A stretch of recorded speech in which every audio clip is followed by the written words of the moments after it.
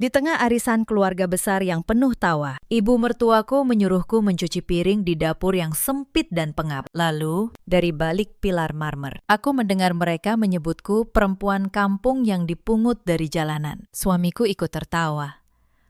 Aku tersenyum tipis, melepas celemek, dan meninggalkan tumpukan piring kotor itu begitu saja. 1 jam kemudian, aku memastikan mereka kehilangan segalanya dalam sekejap mata. Halo, sahabat semua. Selamat datang kembali di kanal ini. Sebelum kita masuk ke kisah yang akan mengubah cara kalian memandang harga diri seorang perempuan, tolong tuliskan di kolom komentar. Dari kota mana kalian menonton hari ini? Jangan lupa tekan tombol suka dan berlangganan, supaya kami makin semangat menghadirkan cerita yang lebih menarik lagi. Sekarang, mari kita mulai. Namaku Anindya, 32 tahun. Di mata keluarga suamiku, aku hanyalah Nara, perempuan yatim piatu dari sebuah kampung kecil di Jawa Tengah, dengan gaji pas-pasan sebagai pegawai biasa. Itulah nama dan riwayat yang sengaja kupakai selama 5 tahun terakhir. Tidak ada satupun dari mereka yang tahu siapa aku sebenarnya. Kenyataannya, aku adalah pewaris tunggal, sekaligus pemilik mutlak Adiwangsa Group, sebuah perusahaan induk raksasa di bidang properti dan investasi. Rumah mewah tempat keluarga ini berpesta, mobil-mobil mengkilap di garasi, hingga uang bulanan ratusan juta yang selalu mengalir ke rekening suamiku. Semuanya berasal dari rekening rahasia milikku. Aku menyembunyikan semua itu atas nama cinta. 5 tahun lalu, saat suamiku melamarku, aku ingin tahu satu hal sederhana. Apakah keluarga ini bisa mencintaiku tanpa melihat harta? Maka, aku menyamar. Kususun ujian itu dengan rapi, dan aku menunggu. Hari ini, jawaban atas ujian itu akhirnya tiba. Hari Minggu ini seharusnya menjadi hari istirahatku setelah sepekan penuh tekanan. Namun, sejak subuh, suasana di rumah ini sudah sangat sibuk. Hari ini giliran ibu mertuaku menjadi tuan rumah arisan keluarga besar. Bukan sekedar arisan biasa, ini ajang pamer kekayaan dan pencapaian bagi seluruh kerabat suamiku. Mobil-mobil mengkilap mulai memenuhi halaman depan rumah yang luas di kawasan Pondok Indah ini. Para bibi, paman, dan sepupu datang dengan pakaian terbaik. Mereka memamerkan perhiasan emas dan tas bermerek yang harganya mungkin setara biaya makan setahun bagi orang biasa. Sejak subuh, aku sudah bangun untuk menyiapkan segalanya. Aku memasak berbagai hidangan, mulai dari rendang daging, opor ayam, sap iga, hingga aneka kue basah dan buah potong. Tubuhku terasa remuk, peluh membasahi daster sederhanaku. Aku sengaja memakai pakaian yang sangat biasa, tanpa riasan sedikit pun. Aku ingin menjadi menantu yang rendah hati, melayani keluarga suamiku dengan tulus. Ketika para tamu mulai memenuhi ruang tamu, aku berniat mandi sebentar, lalu berganti pakaian yang lebih pantas. Bagaimanapun, aku adalah nyonya rumah di sini. Setidaknya, itulah status resmiku sebagai seorang istri. Namun, baru saja aku melangkah menuju tangga, suara melengking ibu mertuaku menghentikanku. "Mau kemana kamu?" bentaknya dari arah ruang makan. Ibu mertuaku, Bu Hartini, mengenakan kebaya brokat merah marun mahal, lengkap dengan sanggul dan perhiasan berlian yang sengaja ia pakai siang-siang begini. Tatapannya menilaiku dari ujung kepala sampai ujung kaki dengan rasa jijik. "Saya mau mandi sebentar, Bu," jawabku selembut mungkin. Baju ini sudah bau asap dapur. Setelah itu, saya mau ikut menyambut tante dan paman di depan. Kakak iparku, Sekar, yang baru keluar dari kamarnya dengan gaun sutra, ikut menimpari. Ia menyilangkan tangan di dada. "Mandi buat apa? Mau ikut duduk sama tamu-tamu penting kita? Sadar diri sedikit dong. Penampilanmu itu tidak pantas dilihat orang. Bikin malu keluarga saja kalau kamu duduk sejajar dengan nyonya-nyonya terhormat di depan." Bu Hartini mengangguk setuju. Ia berkacak pinggang dan menunjuk ke arah dapur. "Betul," kata Sekar. "Kamu tidak usah ikut kumpul di depan. Piring dan gelas kotor sudah mulai menumpuk. Tugasmu sekarang, kembali ke belakang.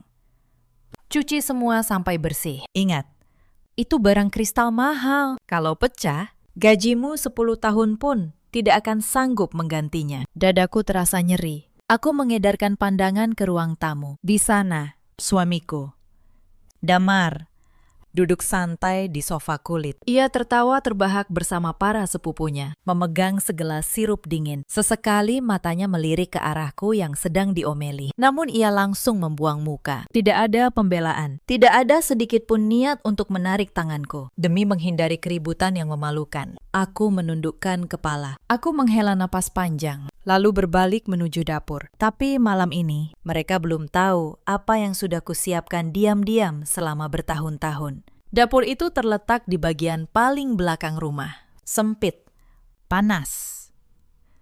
Jendelanya hanya satu. Piring-piring kotor bernoda santan menggunung di wastafel. Gelas-gelas kristal yang lengket berjejer berantakan. Aku mengambil celemek pudar yang tergantung di balik pintu, mengikatnya ke pinggang, dan mulai menyalakan kran. Air sabun yang dingin menyentuh kulit tanganku. Sesekali pelayan paruh waktu yang disewa khusus oleh Bu Hartini masuk ke dapur. Tapi mereka tidak membantu. Mereka hanya meletakkan tumpukan piring kotor baru, lalu kembali ke depan.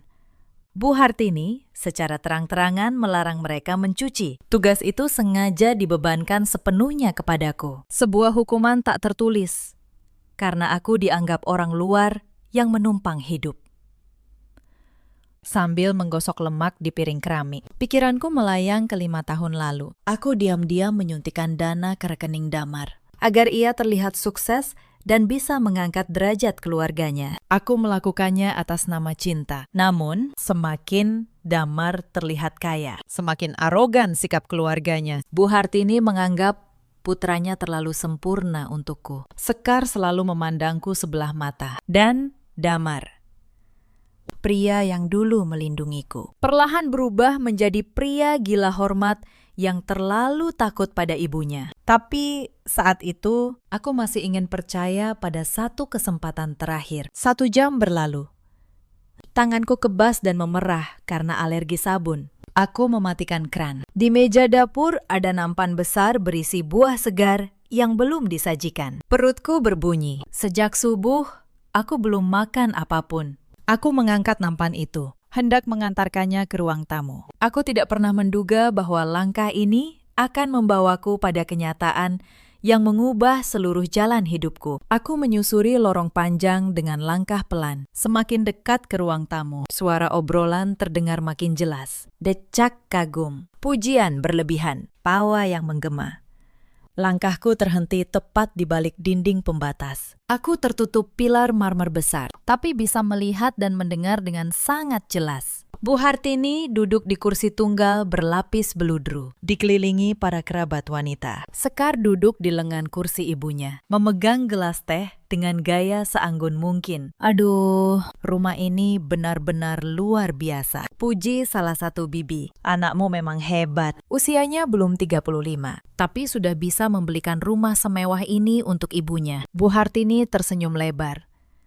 Ia mengibaskan tangan dengan gaya merendah yang dibuat-buat. Biasa saja. Anak laki-lakiku itu memang berbakti, katanya. Ia tidak bisa tenang bekerja kalau ibunya tidak hidup nyaman. Beruntung sekali kamu. Timpal seorang kerabat berhias gelang emas. Lalu, bagaimana kabar istrinya? Siapa namanya? Yang dari kampung itu. Dari tadi tidak kelihatan. Tanganku yang memegang nampan mendadak kaku. Jantungku berdegup lebih cepat. Aku menahan napas, menantikan jawaban dari keluarga yang kulayani 5 tahun dengan segenap jiwa. Bu Hartini memutar bola matanya. Ia menjawab dengan nada yang sengaja dikeraskan, seolah ingin semua orang mendengar. Perempuan itu ada di belakang, sedang mencuci piring dan membersihkan dapur.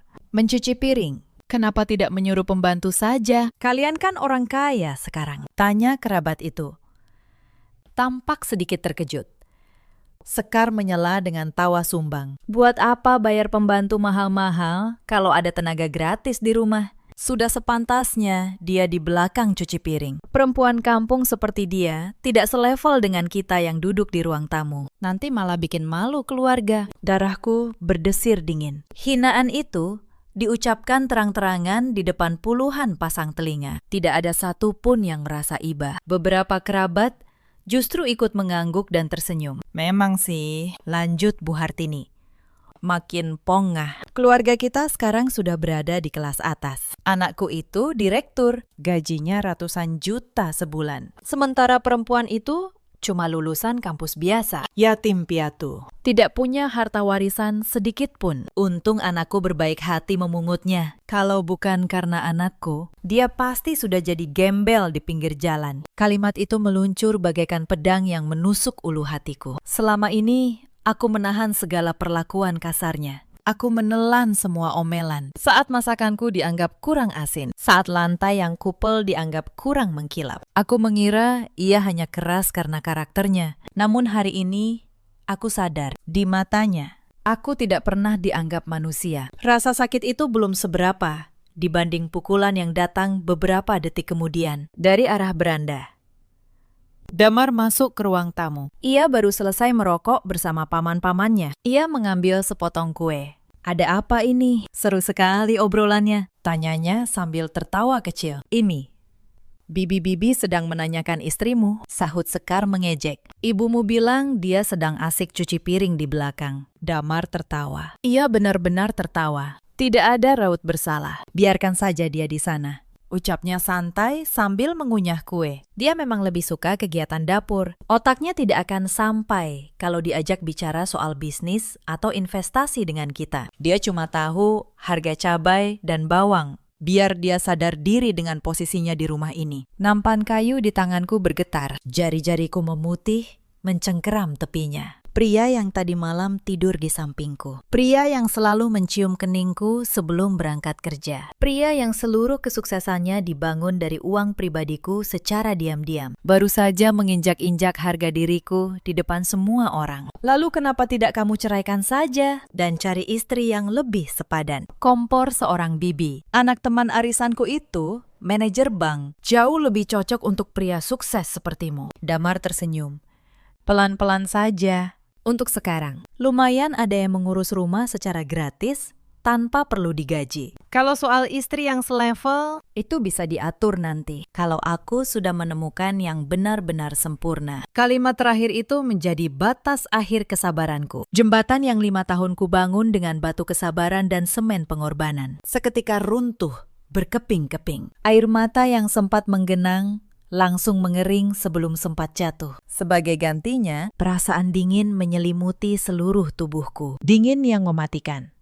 Perempuan bodoh yang 5 tahun ini bersedia menjadi keset kaki di rumah ini. Telah mati detik itu juga. Yang berdiri di balik pilar marmer ini sekarang bukan lagi menantu miskin yang menumpang hidup. Yang berdiri di sini adalah sang pemilik modal mutlak. Penguasa yang kapan saja bisa mencabut nyawa ekonomi keluarga yang tidak tahu diuntung ini. Aku tidak jadi melangkah maju. Aku membalikkan badan, membawa nampan buah itu kembali ke dapur. Setiap langkahku terasa ringan. Suara tawa dan hinaan mereka tak lagi menyakitkan. Kini suara itu terdengar seperti suara hewan rakus yang berpesta sebelum diseret ke pejagalan. Mereka bilang, aku tidak selevel. Mereka bilang, aku dipungut dari jalanan. Baiklah. Mari kita lihat seberapa lama level mereka bertahan ketika penyokong dana utama mencabut seluruh hartanya. Panggung sandiwara ini telah selesai. Sekarang saatnya sutradara yang sebenarnya turun tangan. Sesampai di dapur, aku meletakkan nampan itu sedikit kasar di atas meja. Aku menatap pantulan wajahku di kaca jendela yang buram. Wajah seorang perempuan yang lelah dalam daster sederhana selama 5 tahun penuh. Aku rela menekan egoku. Aku rela meninggalkan kehidupan mewahku demi mempercayai bahwa Damar mencintaiku apa adanya. Namun, ujian ini membuahkan hasil yang membusukkan hati. Mereka lulus sebagai benalu dan gagal total sebagai manusia yang punya hati nurani. Perlahan, tanganku bergerak ke belakang leher. Aku menarik simpul tali celemek basah itu. Lalu kulemparkan ke dalam genangan air cucian yang keruh. Benda itu tenggelam perlahan, persis seperti rasa hormatku kepada keluarga ini. Aku berjalan ke sudut dapur, ke balik deretan toples beras. Di sana, tersembunyi sebuah saklar listrik palsu. Aku menyingkirkan toples-toples itu, membuka penutupnya, dan menempelkan ibu jariku pada pemindai sidik jari kecil di dalamnya. Terdengar bunyi klik halus. Dinding panel terbuka, menampilkan brankas baja kecil. Dari dalamnya, aku mengeluarkan tas tangan kulit berisi ponsel pintarku yang sebenarnya, dompet dengan beberapa kartu hitam tanpa batas, dan kacamata hitam. Aku menutup brankas dan merapikan toples seperti semula, tanpa membawa pakaian ganti, tanpa satu patah kata perpisahan. Aku membuka pintu belakang dapur dan melangkah keluar, menutup pintu hingga terdengar bunyi kunci otomatis. Udara panas siang menyengat kulitku, namun hatiku terasa beku. Beberapa ratus meter kemudian, aku menghentikan sebuah taksi kosong. Sopir itu menatapku heran, melihat penampilanku yang berdaster, tapi membawa tas kulit mahal. Aku mengabaikannya. Masuk. Dan berkata dengan nada datar penuh wibawa, ke gedung Adiwangsa Tower di Sudirman. Lewat tol agar lebih cepat. Di dalam taksi yang melaju, aku mengeluarkan ponsel pintarku. Aku menekan satu nomor panggilan cepat yang terhubung langsung dengan asisten pribadi sekaligus kepala tim hukumku. Pak Bram, hanya butuh 2 kali nada dering. Selamat siang, Nona. Sebuah kejutan. Anda menghubungi saya di hari Minggu. Apakah ada keadaan darurat? Suara bariton Pak Bram terdengar profesional dan tenang. Selamat siang, Bram. Ya, ini keadaan darurat yang sangat menyenangkan, jawabku. Menyandarkan kepala ke kursi. Sandiwara penyamaranku berakhir hari ini. Aku ingin kau melakukan eksekusi. Sekarang juga. Terdengar jeda sejenak.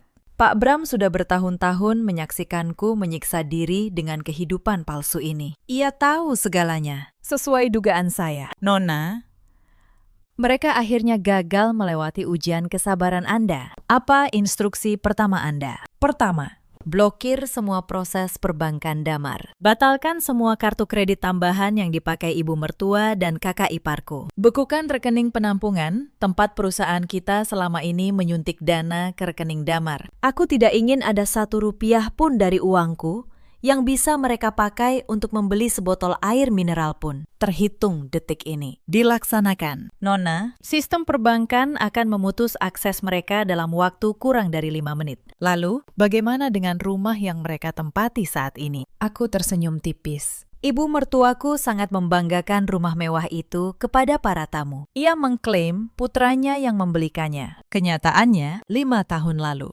Aku menggunakan salah satu perusahaan cangkang milik Adiwangsa untuk membeli rumah itu secara tunai. Lalu aku membuat skema seolah perusahaan Damar memberikan fasilitas perumahan untuknya. Padahal, seluruh biaya kutalangi tanpa ia sadari. Secara hukum, rumah itu murni milikku. Soal rumah itu, kirimkan tim eksekusi dan pengosongan sekarang juga. Bram, ucapku. Menatap tajam keluar jendela. Mereka sedang menggelar arisan keluarga besar di sana, memamerkan kekayaan yang bukan milik mereka. Aku ingin kau hentikan pesta itu dan usir mereka dari propertiku hari ini juga. Bawa semua dokumen legalnya. Jika mereka menolak pergi, seret mereka keluar. Mengeksekusi pengosongan rumah di tengah acara keluarga besar mereka. Itu akan menjadi pukulan mental dan rasa malu yang luar biasa. Nona, tanggap Pak Bram. Ada nada kepuasan dalam suaranya. Itu memang tujuanku. Bram, mereka menyuruhku mencuci piring sementara mereka bersenang-senang di atas keringatku. Aku ingin mereka sadar bahwa lantai yang mereka injak, kursi yang mereka duduki, bahkan makanan yang mereka telan hari ini adalah milik perempuan yang mereka panggil Babu. Baik. Nona, saya akan memimpin langsung tim ini. Kami tiba di lokasi dalam 45 menit. Apakah Anda akan ikut menyaksikan? Tidak. Udara di rumah itu terlalu kotor untuk kuhirup lagi. Aku akan menonton seluruh prosesnya melalui CCTV dari ruang kerjaku. Pastikan kau memberikan pertunjukan yang bagus. Aku memutuskan sambungan. Taksi memasuki kawasan bisnis Sudirman dan berhenti di lobi utama Adiwangsa Tower, gedung pencakar langit yang menjadi kerajaanku. Aku membayar dengan selembar uang 100.000 tanpa meminta kembalian. Begitu melangkah keluar, 2 petugas keamanan langsung berdiri sempurna dan memberi hormat. Selamat siang. Nona, selamat datang kembali. Mereka tahu persis siapa bos besar yang menggaji mereka, terlepas dari penampilanku. Aku berjalan menuju lift eksklusif yang hanya bisa diakses dengan sidik jari. Melesat naik ke lantai penthouse, ruang kerja pribadiku. Tapi sebelum aku duduk menonton, mereka di rumah itu masih belum tahu langit sedang runtuh menimpa mereka. Aku baru selesai mandi, membersihkan sisa bau masakan dari tubuhku. Kukenakan setelan sutra merah marun yang elegan. Wajahku yang tadi kusam, kini dirias tipis namun tajam. Aku duduk di kursi kulit kebesaranku, menekan beberapa tombol di tablet layar besar. Layar menyala. Memuat aplikasi keamanan yang terhubung langsung dengan kamera pengawas di rumah mertuaku. Aku memasang kamera tersembunyi di seluruh sudut rumah itu sejak hari pertama. Dulu murni untuk alasan keamanan. Hari ini, investasi itu berubah menjadi saluran hiburan pribadiku. Aku membagi layar menjadi 4. Ruang tamu, ruang makan, lorong, dan dapur. Di layar ruang tamu, arisan mulai jenuh.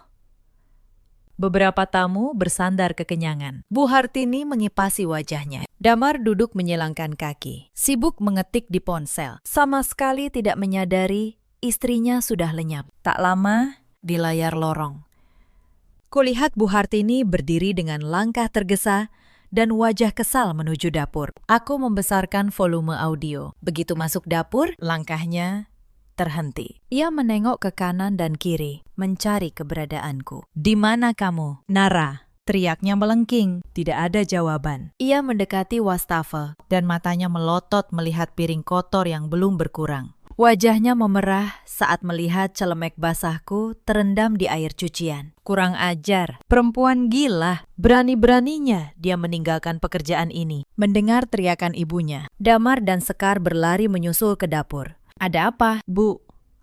"Teriak-teriak begini." "Malu didengar tamu," ujar Damar jengkel. "Lihat istrimu yang tidak tahu diuntung itu. Dia kabur, piring tidak dicuci, celemeknya dibuang begitu saja. Benar-benar menantu kurang ajar. Dia pasti sengaja mau mempermalukan ibu di depan keluarga." "Amuk Bu Hartini," Sekar mendengus. "Sudah kuduga, dasar perempuan kampung mental tempe. Disuruh kerja sedikit saja sudah ngambek dan kabur. Coba telepon istrimu itu. Damar, suruh dia pulang dan selesaikan tanggung jawabnya." Damar menghela napas, mengeluarkan ponsel dari sakunya. Di atas mejaku, ponsel pribadi lamaku. Ponsel murah yang biasa kupakai berkomunikasi dengan Damar. Bergetar. Layarnya menampilkan namanya. Aku menatapnya datar, membiarkannya berdering hingga mati sendiri, lalu mematikan dayanya secara permanen. Di layar, Damar mengumpat pelan. "Sial, nomornya tidak aktif. Mungkin dia pergi ke minimarket. Biarkan saja. Nanti juga pulang sendiri sambil menangis minta maaf. Pokoknya, ibu tidak mau tahu," sahut Bu Hartini lantang. "Kalau dia pulang nanti, ibu akan usir dia dari rumah ini." Ibu sudah muak punya menantu miskin tidak tahu tata krama sepertinya. Aku tersenyum sangat tipis melihat layar. "Mengusirku? Jangan khawatir. Ibu mertuaku sayang. Sebentar lagi, giliran Anda yang tahu rasanya diusir ke jalanan." Tepat detik itu, di layar terdengar bel pintu depan berbunyi nyaring. Ting tong. Berulang kali, tanpa henti.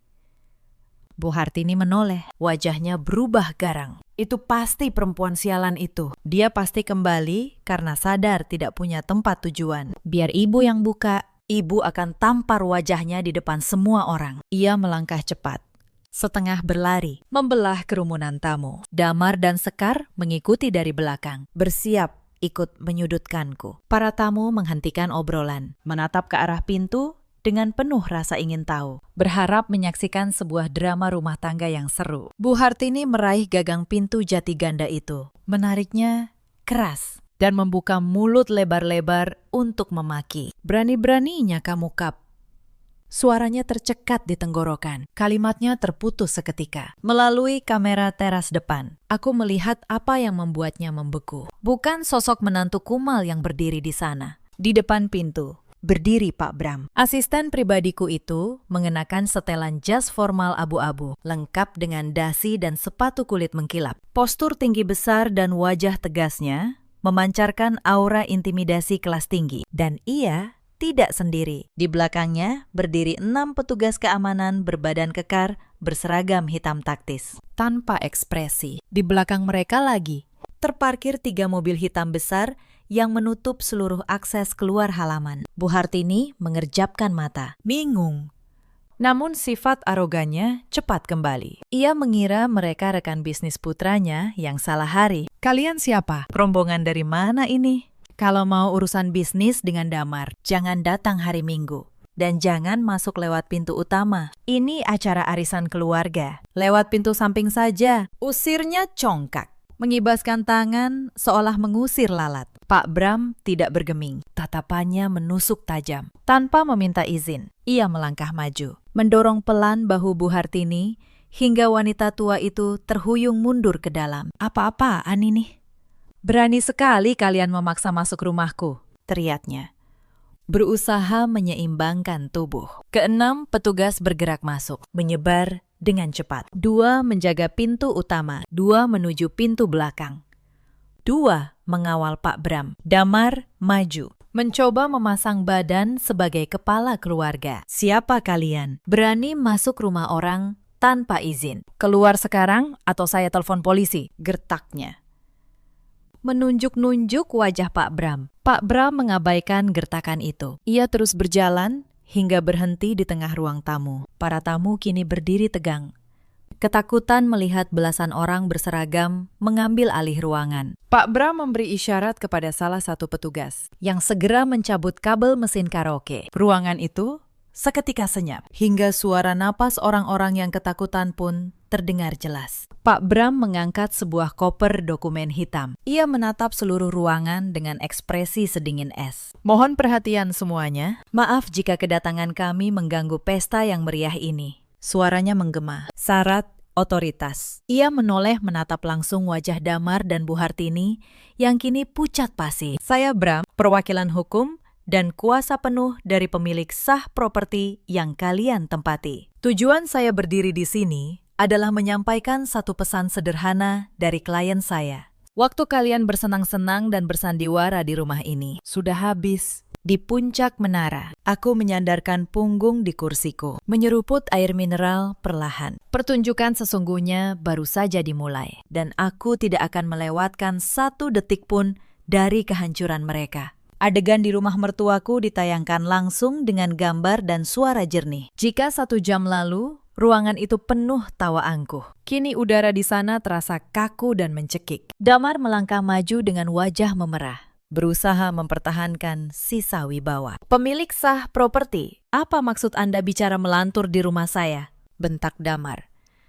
Telunjuknya menuding wajah Pak Bram. Saya ini direktur utama PT Gemilang. Rumah mewah ini dibeli dan terdaftar sebagai fasilitas perusahaan saya. Kalian ini komplotan penipu. Keluar dari sini sebelum saya panggil polisi untuk menyeret kalian ke penjara. Pak Bram tidak bergeming. Sebaliknya, ia tersenyum sangat tipis. Senyuman merendahkan yang elegan. Dengan gerakan tenang, ia meletakkan koper hitamnya di atas meja kaca, membuka kunci, dan mengeluarkan sebuah map kulit merah marun. Bapak Damar yang terhormat, ucapnya. Nada baritonnya menembus keheningan. PT Gemilang yang selalu Anda banggakan itu hanyalah perusahaan cangkang. Apakah Anda pernah bertanya-tanya, dari mana aliran dana segar yang selalu masuk ke rekening perusahaan Anda setiap bulan? Meskipun proyek Anda sering merugi. Apakah Anda benar-benar mengira kejeniusan Anda yang membuat bank selalu menyetujui pinjaman tanpa agunan? Damar tercekat.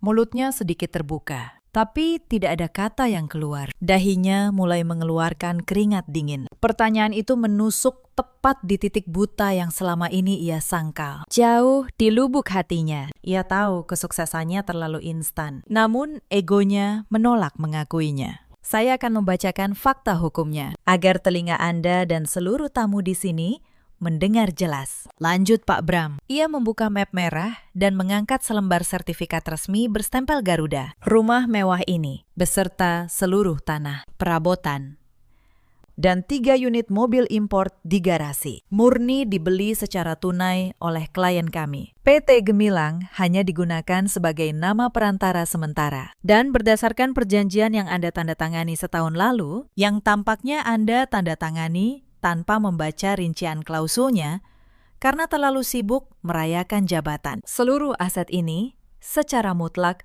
adalah hak milik klien kami, Bu Hartini, yang sejak tadi mendengarkan kehilangan kesabaran.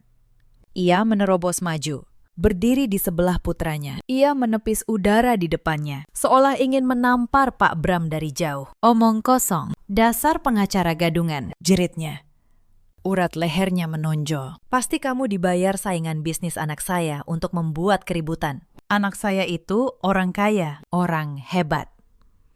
Siapa klien yang kamu sebut-sebut itu? Siapa yang berani mengklaim rumah kebanggaan keluarga kami? Di balik layar, aku menopang dagu dengan sebelah tangan, menantikan detik-detik yang paling memuaskan. Bukan saingan bisnis, balas Pak Bram, sedingin es di kutub. Klien kami adalah penyokong dana tunggal yang mendanai seluruh perusahaan Bapak. Klien kami adalah pemilik dari Adiwangsa Group. Ia memberi jeda, membiarkan nama raksasa itu meresap. Terdengar gumaman terkejut dari beberapa paman dan bibi yang paham dunia bisnis. Adiwangsa Group adalah raksasa yang tak tersentuh. Dan nama lengkap klien kami. Lanjut Pak Bram, menaikkan sedikit nada suaranya, menekan setiap suku kata. Adalah Nyonya Anindya, perempuan yang sama, yang 1 jam lalu Nyonya tua suruh untuk mencuci tumpukan piring kotor di dapur pengabsana. 2 kalimat itu bagaikan bom yang dijatuhkan tepat di tengah ruangan. Keheningan setelahnya begitu absolut, hingga suara detak jam dinding pun terdengar memekakkan telinga. Waktu seakan berhenti berputar. Damar terhuyung mundur 1 langkah, seolah baru dipukul telak di dada. Matanya terbelalak. Istriku, Nara, bisiknya serak. Akal sehatnya menolak keras kenyataan ini. Namun semua kepingan teka-teki yang selama ini janggal mendadak tersusun rapi di kepalanya. Kesederhanaanku, keheninganku saat dihina. Semua bukan karena kebodohan, melainkan karena aku sedang mengawasi mereka dari atas singgasana. Bu Hartini menggeleng kuat. Ia tertawa. Tapi bukan tawa bahagia, melainkan tawa sumbang orang yang kehilangan kewarasannya. Kamu gila. Pengacara ini pasti sudah gila. Nara itu cuma perempuan miskin dari kampung. Mana mungkin perempuan yang jadi babu di rumahku adalah pemilik Adiwangsa. Jangan mengarang cerita. Pak Bram tidak meladeni bantahan konyol itu. Ia melempar sebuah dokumen tebal ke atas meja. Silakan baca sendiri.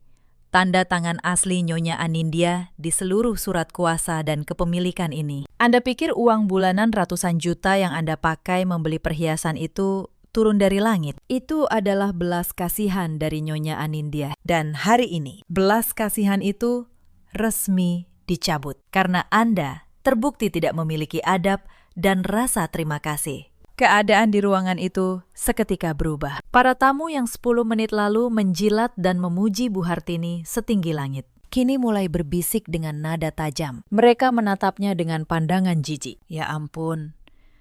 Jadi selama ini, dia pamer harta menantunya sendiri. Bisik seorang bibi cukup keras, memalukan sekali. Menantu kaya raya malah disuruh jadi babu cuci piring. Pantas saja dia marah dan mencabut semuanya. Gila hormat. Sudah numpang hidup. Gayanya selangit. Sekarang rasakan akibatnya. Diusir dari rumah menantu sendiri. Cibir kerabat lain. Setiap bisikan itu bagaikan silet yang menyayat harga diri Bu Hartini. Wajahnya yang tadi garang, kini sepucat mayat. Lututnya kehilangan tenaga. Ia jatuh terduduk di sofa. Napasnya tersengal menahan syok dan rasa malu yang menghancurkan. Sanggul dan perhiasan berliannya kini tampak seperti rantai borgol yang menertawakan kebodohannya. Sekar berdiri membeku di sudut, menutup mulut dengan kedua tangan. Air mata ketakutan menggenang. Bapak dan Ibu sekalian yang menjadi tamu di sini, suara Pak Bram kembali mengambil alih. Acara arisan hari ini dinyatakan selesai. Silakan Anda semua segera meninggalkan properti ini demi kenyamanan bersama. Para tamu tidak perlu disuruh 2 kali. Mereka berebut mengambil tas bermerek, bergegas keluar tanpa memedulikan Bu Hartini yang setengah pingsan di sofa. Beberapa sengaja membuang muka saat lewat.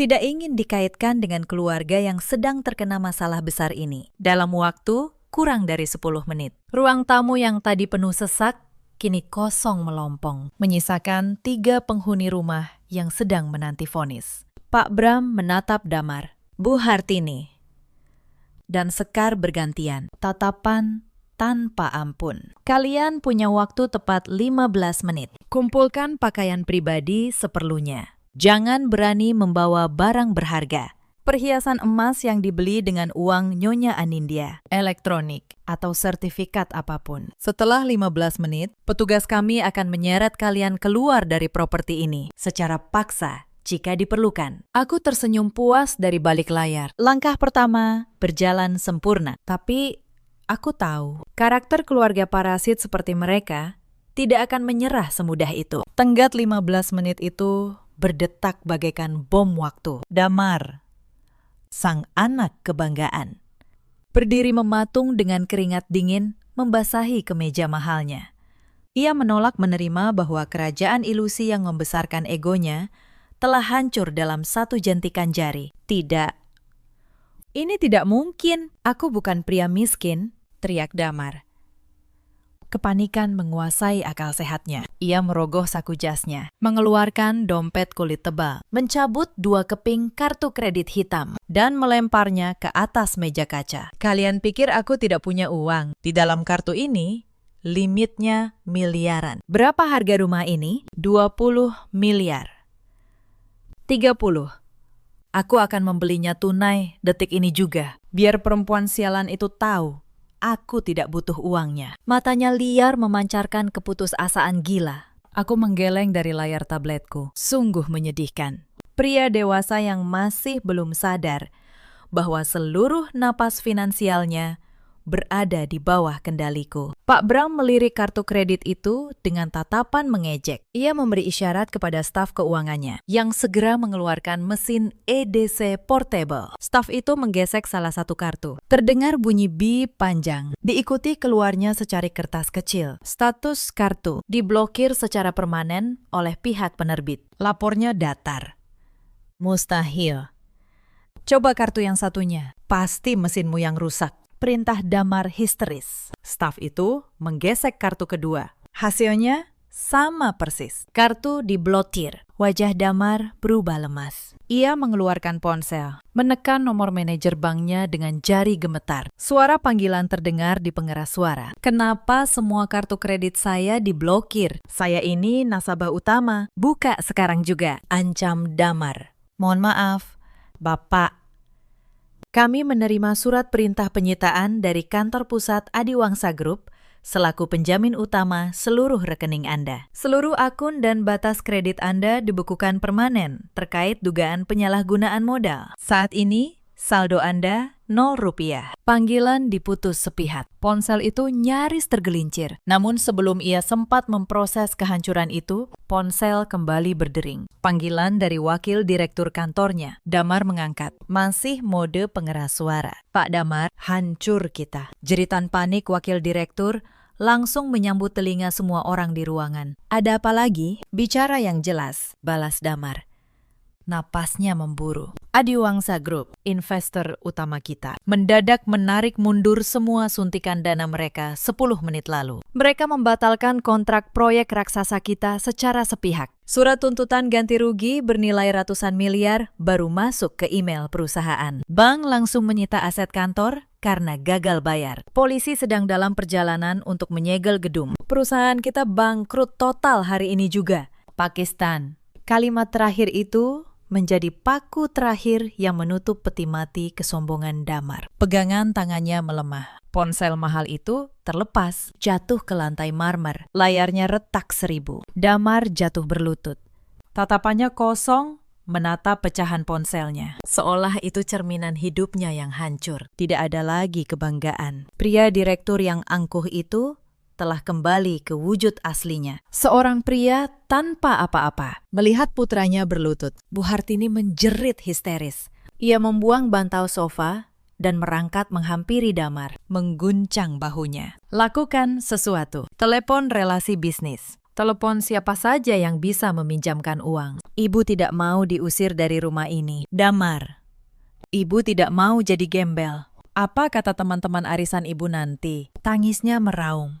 Ego dan rasa malunya masih jauh lebih besar daripada rasa pedulinya pada mental putranya. Damar perlahan menatap ibunya dengan mata yang sudah mati, tanpa secercah harapan. Kita sudah selesai.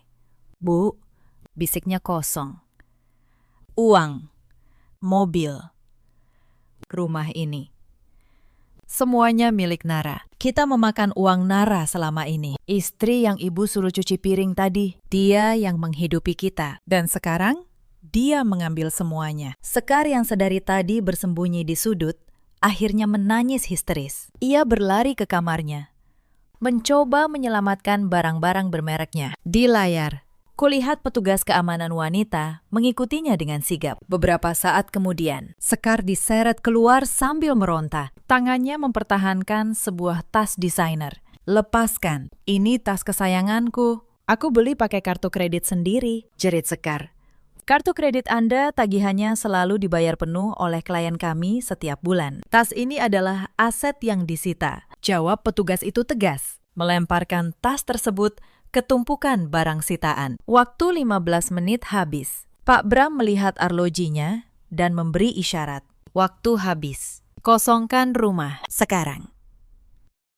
Petugas berseragam hitam bergerak tanpa ampun. Mereka menarik lengan Damar secara paksa, memaksa pria yang sudah lemas tak bertulang itu berdiri dan berjalan keluar. Bu Hartini diseret dua petugas karena meronta. Tangisannya memekakkan telinga, menyumpah serapah menyebut namaku dengan kata kotor. Sekar berjalan gontai di belakang, menangis sesenggukan meratapi kemewahannya yang musnah dalam hitungan jam. Mereka didorong keluar melewati pintu utama, hingga petugas membuka gerbang besi raksasa. Dengan dorongan terakhir, ketiga manusia tidak tahu di untung itu terlempar ke aspal jalanan di luar kompleks. Gerbang besi ditutup dan dikunci rapat, mengurung seluruh harta mereka, menyisakan mereka hanya dengan pakaian yang melekat di badan. Beberapa tetangga yang menonton mulai berbisik dan menunjuk. Keluarga yang tadinya paling sombong di kompleks itu, kini terduduk merana di pinggir jalan. Dari balik mejaku yang sejuk, aku tersenyum.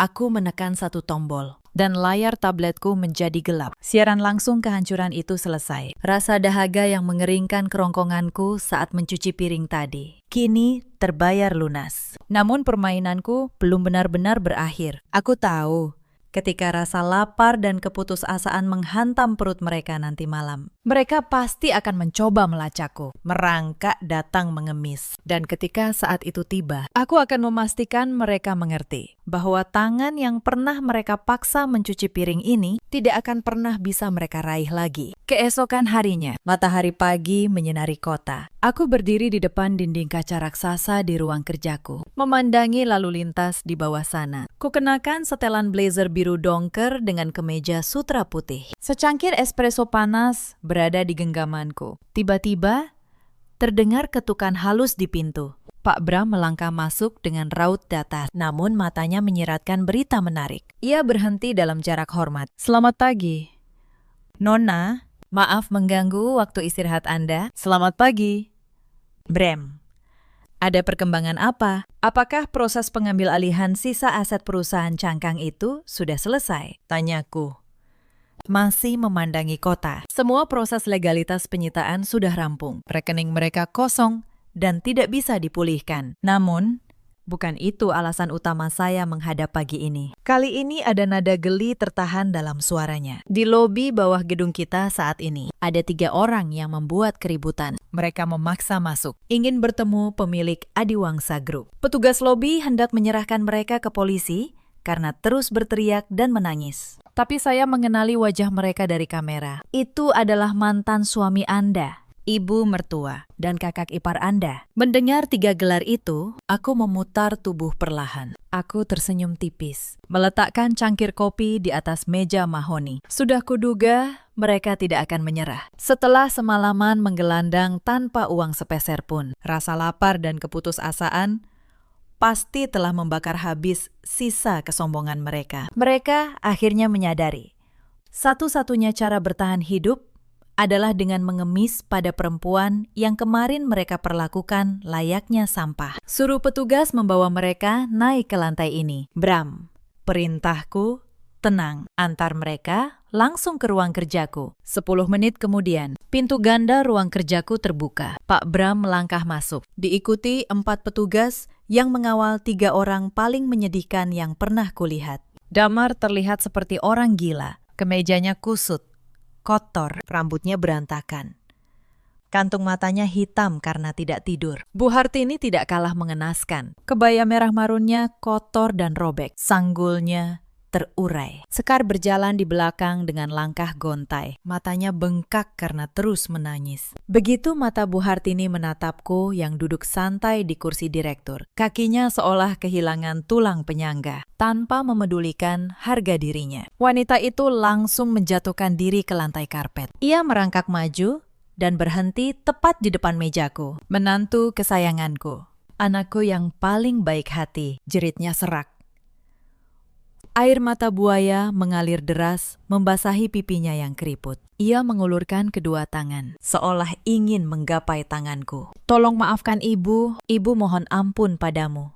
Semalaman kami tidur di emperan toko, kedinginan dan kelaparan. Tega sekali kamu membiarkan ibu kandung dari suamimu mati kelaparan di jalan. Tolong kembalikan rumah kita. Ibu berjanji akan menyayangimu, menjadikanmu ratu di rumah itu. Di belakangnya, Damar ikut menjatuhkan diri. Berlutut dengan kedua tangan, menyentuh lantai. Ia menangis terseduh seperti anak kecil. Sayang, istriku yang cantik, aku mohon, berhentilah menghukumku seperti ini. Ratapnya memelas.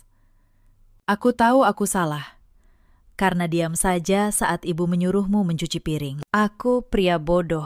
Tapi tolong ingat, cinta kita selama 5 tahun ini. Aku ini suamimu. Tolong batalkan semua penyitaan ini. Kembalikan perusahaanku. Kembalikan kartu kreditku. Aku tidak bisa hidup tanpa uang itu. Semua temanku sekarang menertawakanku. Sekar tidak mau ketinggalan.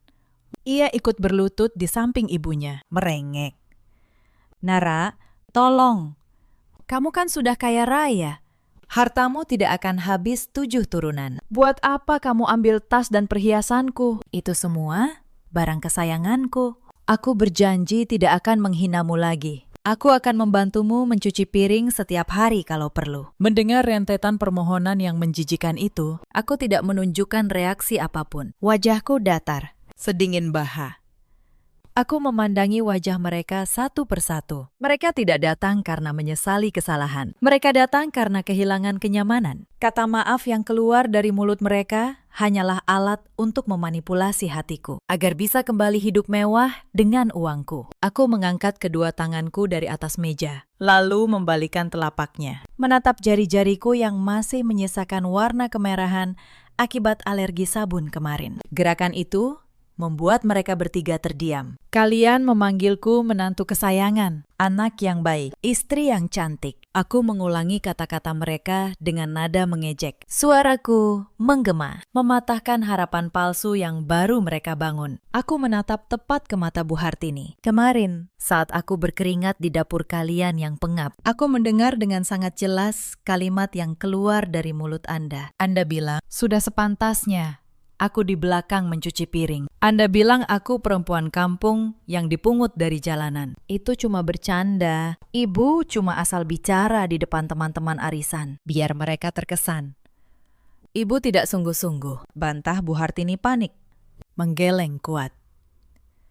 Tidak sungguh-sungguh, aku tertawa dingin. Selama 5 tahun. Anda menganggapku pembantu. Anda membiarkanku tidur di kamar paling kecil, menyuruhku mengepel lantai dengan tangan. Sementara Anda dan putri kesayangan Anda bersantai di sofa empuk sambil memamerkan perhiasan yang dibeli dengan keringatku. Tatapanku beralih ke Damar yang kini menundukkan kepala dalam-dalam. Dan kau, pria yang berjanji melindungiku seumur hidup. Kau duduk di ruang tamu, tertawa bersama kerabatmu, dan berkata bahwa otakku tidak akan sampai untuk berdiskusi soal bisnis. Kau membiarkan istrimu dihina habis-habisan, karena kau terlalu pengecut untuk mengakui bahwa kau hanyalah pria yang sukses karena kusuapi uang setiap bulan. Aku hilaf. Sayang, tolong beri aku satu kesempatan lagi, teriak Damar histeris. Mencoba merangkak lebih dekat. Jangan berani-berani, bentakku. membuat Damar membeku di tempat. Aku mencondongkan tubuh ke depan, menatap mereka bertiga dengan rasa muak yang sudah mencapai puncak.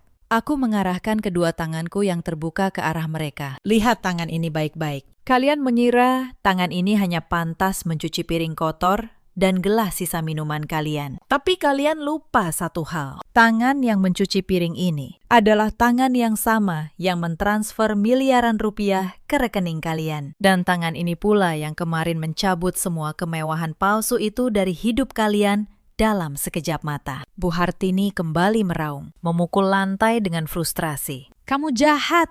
Kamu iblis berwajah malaikat. Kalau kamu memang kaya dari awal, kenapa kamu menipu kami? Kamu sengaja menjebak keluarga kami biar kami terlihat buruk. Aku tertawa sinis.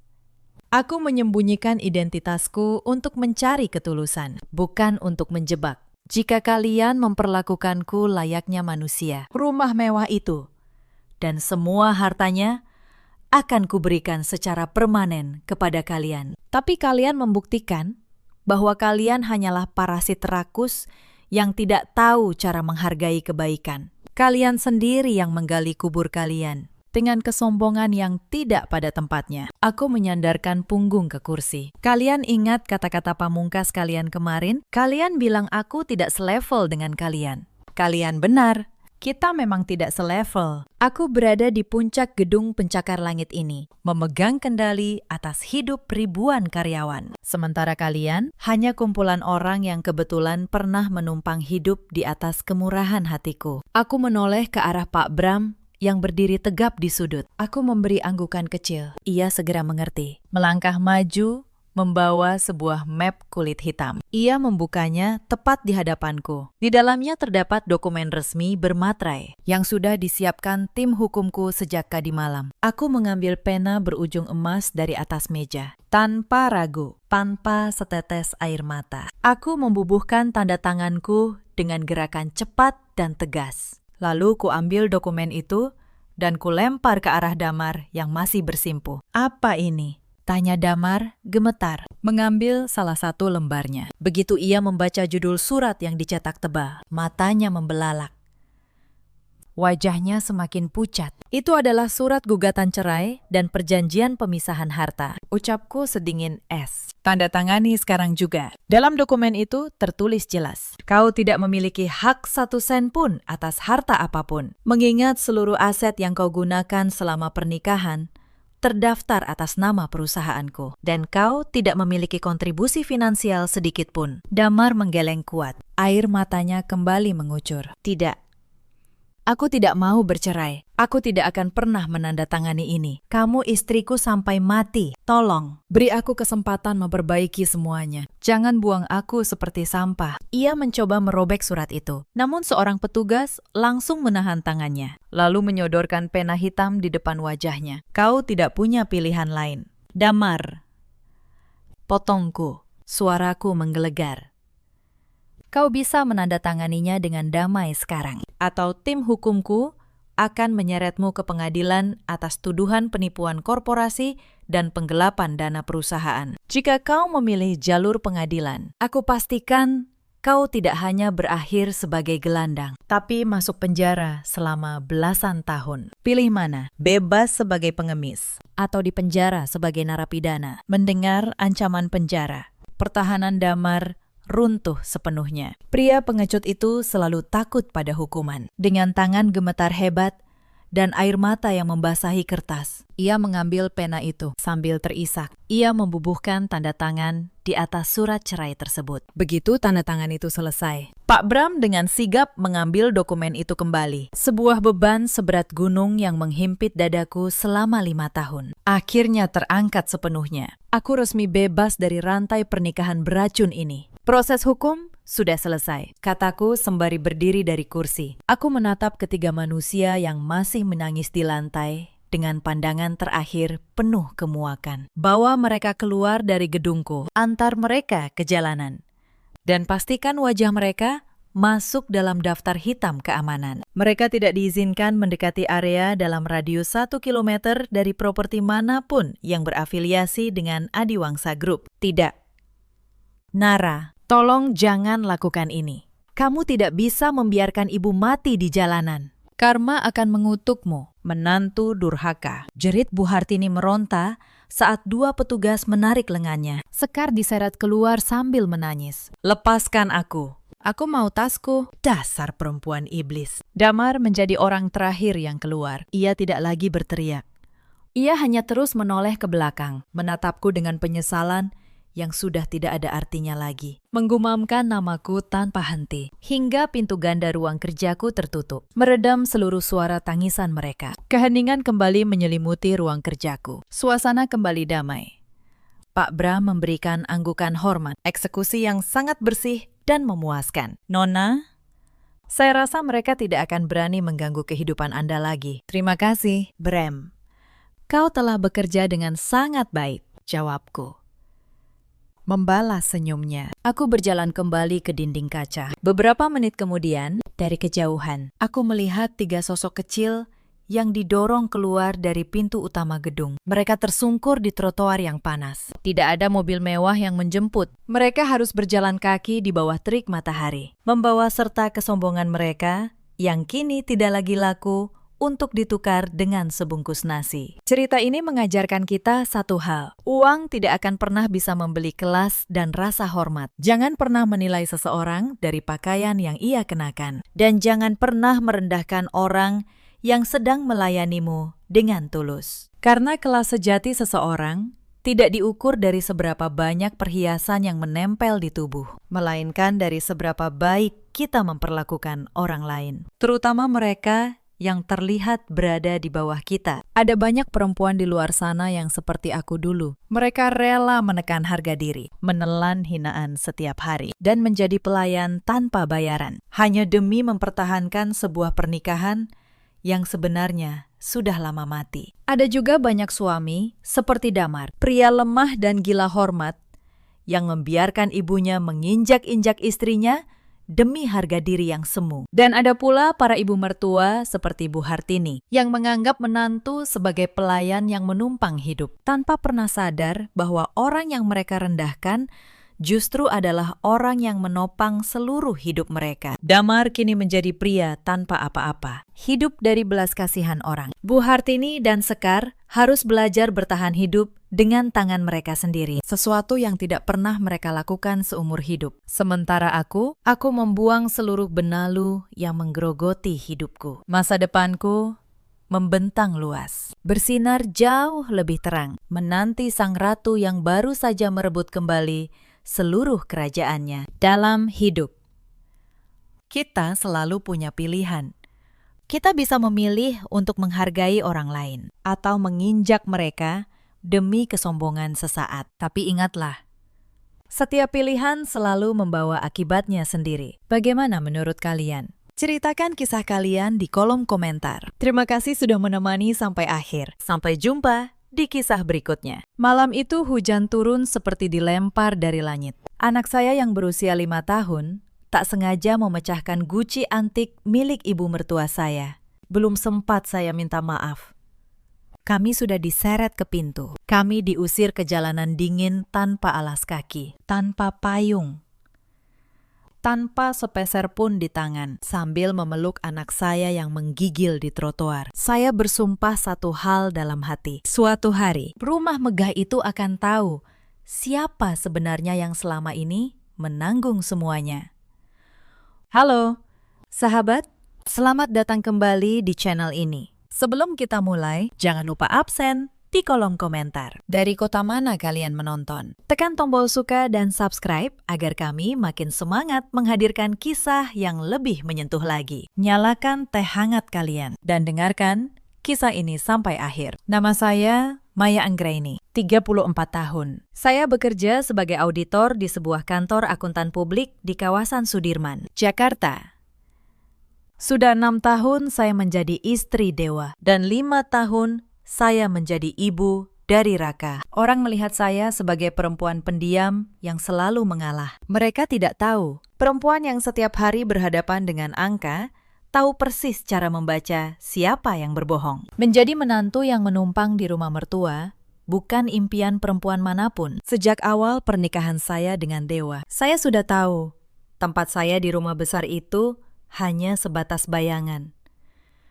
Rumah itu berdiri megah di kawasan Pondok Indah dengan pagar tinggi dan halaman yang luas. Tetapi bagi saya, rumah itu lebih mirip sangkar daripada tempat pulang. Ibu mertua saya, Ibu Ratna, tidak pernah menyukai saya. Di matanya, saya hanyalah perempuan kampung dari sebuah desa kecil di Jawa Tengah yang beruntung bisa memikat hati putranya. Status saya sebagai anak desa selalu menjadi senjata andalannya untuk merendahkan. Setiap kali Dewa tidak ada di rumah, senjata itu ia keluarkan tanpa ampun. Saya masih ingat hari pernikahan kami. Ibu Ratna tidak tersenyum sama sekali. Ia menyalami tamu dengan dingin, lalu berbisik kepada saudaranya bahwa anaknya salah memilih. Saya mendengarnya, saya hanya menunduk. Saat itu, saya berpikir, mungkin waktu akan mengubah hatinya. Saya keliru. Waktu hanya membuat lukanya semakin dalam dan dinding di antara kami semakin tinggi. Dewa bukan suami yang jahat, tetapi ia adalah anak yang tidak pernah berani melawan ibunya. Sejak kecil, ia diajarkan bahwa kata ibu adalah hukum. Maka setiap kali saya mengadu, ia hanya menghela napas dan berkata pelan, "Sudahlah, Maya, ibu hanya belum terbiasa. Sabar, ya, sabar." Kata itu menjadi makanan saya sehari-hari selama 6 tahun, yang tidak diketahui banyak orang. Keluarga ini tidak sekaya tampilannya. Bisnis kontraktor milik mendiang bapak mertua sempat hampir bangkrut 3 tahun lalu. Dewa mewarisi perusahaan itu dalam keadaan terlilit utang, dan orang yang membantu menyelamatkannya diam-diam adalah saya. Tetapi waktu itu belum tiba untuk menceritakan bagian itu. Mari kita kembali ke pagi sebelum semua runtuh. Pagi itu terasa lebih sunyi dari biasanya. Dewa baru saja berangkat keluar pulau untuk urusan dinas perusahaan. Ia akan berada di sana kurang lebih 2 minggu. Saat mengecup kening saya dan memeluk Raka, ia berpesan agar saya menjaga diri dan menjaga ibunya. Saya hanya mengangguk, memaksakan senyum, menutupi cemas yang selalu datang setiap kali saya harus berdua saja dengan Ibu Ratna di rumah ini. Baru saja mobil Dewa keluar dari gerbang. Suara ketukan tongkat Ibu Ratna sudah terdengar di lantai atas. Ia memanggil saya dengan nada tinggi yang sudah saya hafal. "Kemana saja kamu? Jam segini, lantai atas belum kamu pel. Sarapan juga belum siap. Kamu pikir kamu nyonya di rumah ini?" bentaknya sambil menuruni tangga. Matanya menatap saya penuh selidik. "Maaf, Bu, tadi saya menyiapkan bekal dan pakaian Mas Dewa. Ini saya mau langsung ke dapur," jawab saya. Tak berani menatap matanya. "Alasan saja."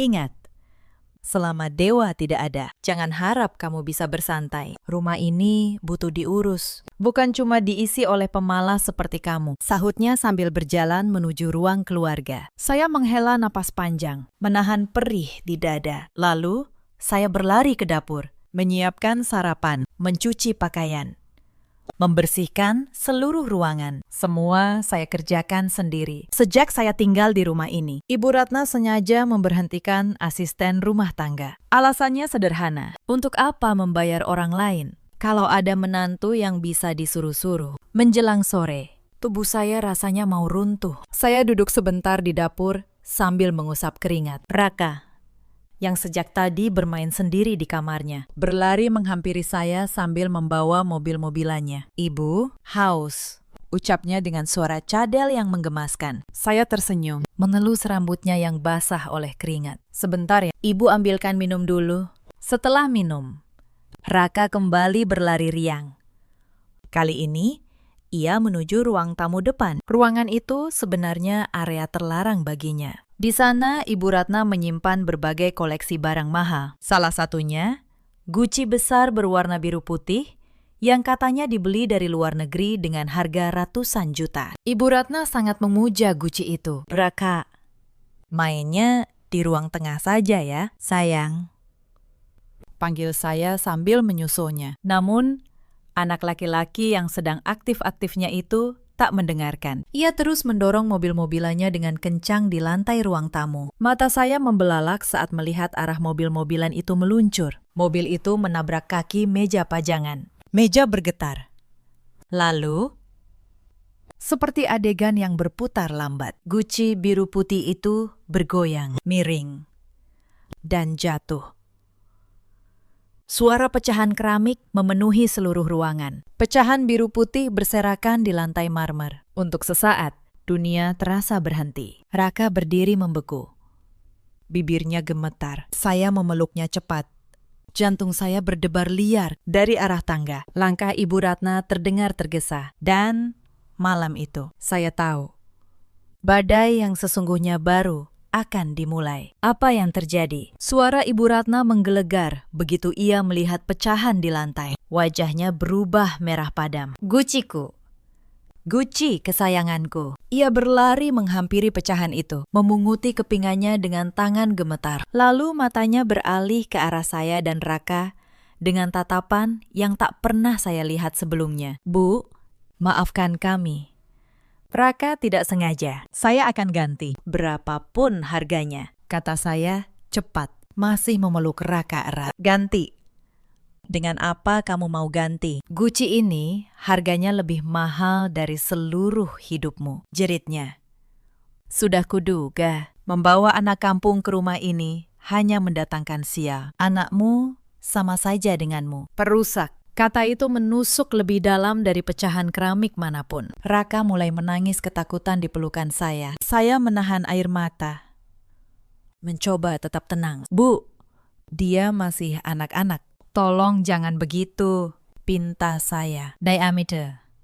Ibu Ratna mengangkat tangannya. Saya menunduk melindungi kepala Raka. Tetapi tamparan itu mendarat di pipi saya sendiri. Panas dan perih menjalar. Saya tidak bergeming. Saya hanya memeluk anak saya lebih erat. Sementara di luar, hujan mulai turun rintik-rintik. Malam itu, hujan berubah menjadi deras. Ibu Ratna tidak juga reda. Ia memanggil Sinta, adik ipar saya, yang kebetulan sedang menginap. Sinta turun dengan wajah pura-pura prihatin, padahal sudut bibirnya menyimpan senyum yang sulit ia sembunyikan. Kasihan ibu, Guci sepenting itu dirusak begitu saja, ujarnya sambil melirik saya tajam. Kamu dengar, kan? Sinta, aku tidak mau lagi ada perusak di rumah ini, kata Ibu Ratna. Lalu ia menatap saya. Malam ini juga kamu dan anakmu keluar dari rumah ini. Aku tidak peduli mau kemana.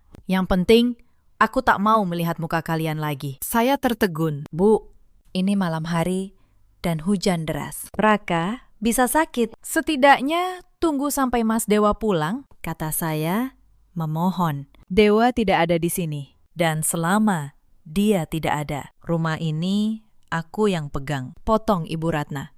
Sinta, ambilkan tas perempuan ini, lempar ke depan, biar dia tahu di mana tempatnya. Sinta menurut dengan senang hati. Ia melemparkan tas kecil saya ke teras yang basah. Saya membungkuk memungutnya, lalu menggendong Raka yang menangis. Saya mencoba menelpon Dewa, tetapi nomornya tidak aktif. Mungkin pesawatnya baru mendarat, mungkin sinyal di sana buruk. Saya berdiri di ambang pintu, menatap hujan. Lalu menatap perempuan tua yang seharusnya menjadi ibu kedua bagi saya. Baik, Bu, kami pergi, kata saya pelan. Saya tidak menangis di depannya. Saya hanya menggendong Raka, menutupi kepalanya dengan jaket tipis saya, lalu melangkah keluar ke jalanan dingin. Pintu di belakang saya ditutup dengan suara keras. Lampu teras dimatikan. Dan di tengah gelap itu, saya berjalan tanpa tahu harus kemana. Sementara satu kalimat berputar di kepala saya. Mereka tidak tahu apa yang sebenarnya mereka usir malam ini. Saya menumpang di sebuah warung kecil yang masih buka di pinggir jalan. Pemiliknya, seorang ibu paruh baya bernama Bu Asih, melihat saya dan Raka basah kuyup, lalu segera mempersilakan kami masuk. Ia menyeduh teh hangat dan meminjamkan handuk. Nak, kamu kenapa malam-malam begini di luar dengan anak kecil? Tanyanya lembut. Saya hanya tersenyum getir. Cerita panjang. Bu, terima kasih sudah memberi kami tempat berteduh. Kebaikan orang asing malam itu terasa lebih hangat dari keluarga yang saya tumpangi selama 6 tahun. Keesokan paginya, Dewa akhirnya menelpon. Suaranya panik begitu tahu saya dan Raka ada di luar rumah. Tetapi yang ia ucapkan setelah itu membuat hati saya membeku. Maya, Tolong mengertilah ibu. Guci itu sangat berarti baginya. Kamu kembali saja, minta maaf baik-baik. Demi aku, ya. Saya menggenggam telepon erat-erat. Bertahun-tahun saya berharap suami saya berdiri di pihak saya. Pagi itu saya sadar ia tidak akan pernah melakukannya. Dan mungkin sudah waktunya saya berhenti menunggu. Mas, kata saya, tenang.